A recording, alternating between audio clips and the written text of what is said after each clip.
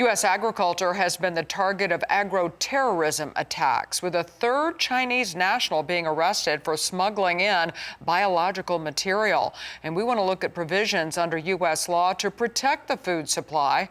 Roger McEowen with the Washburn School of Law joins us now with the latest. Roger, thank you so much for your time today. I know one of these events involves a fungus that causes head blight in crops, and the latest one is related to nematodes. Speak to the threat that these pose to American agriculture first. Well, good to be with you, Tammy. You're right. That fungus, it does create head blight in wheat, barley, maize, and rice. And many of our farmers are familiar with that. This is not something that's new, but the fact that it was brought in from China to take to a lab makes us wonder whether they're trying to juice this up to create more problems in agriculture. Roundworms, of course, the most recent one earlier this week, those live in the soil and they attack plant roots and they lead to a variety of problems that affect both crop health and yield.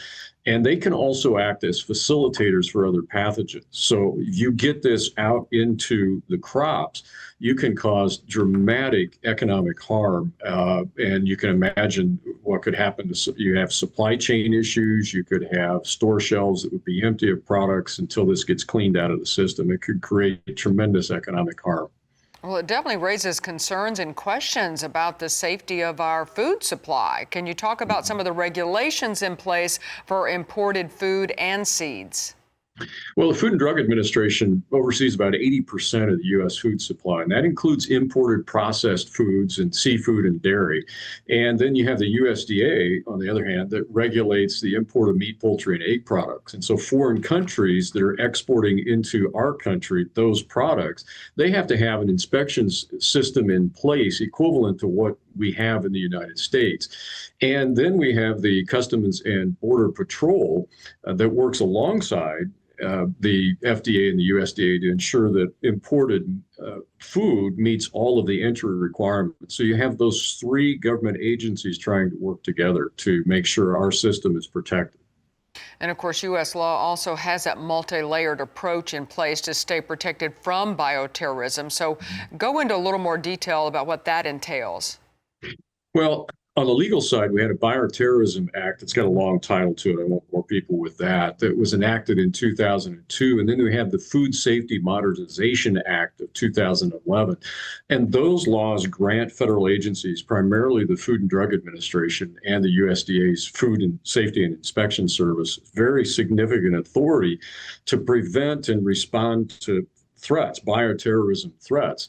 And it mandates that the importers provide the FDA with prior notice of all shipments that come into the country and allow for inspection. So that's where they're trying to deal with bioterrorism.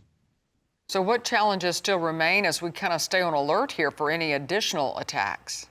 Well, we do have vulnerabilities. No system is going to be 100% protected, but the U.S. crop production system is very vast and decentralized, which makes comprehensive monitoring very difficult. And many pathogens and plant viruses could be introduced covertly. And detection often relies on farmers noticing symptoms, but that comes in after significant damage has occurred. In the livestock sector, we've got the opposite situation. We have high concentration with a large amount of animals or birds in small areas.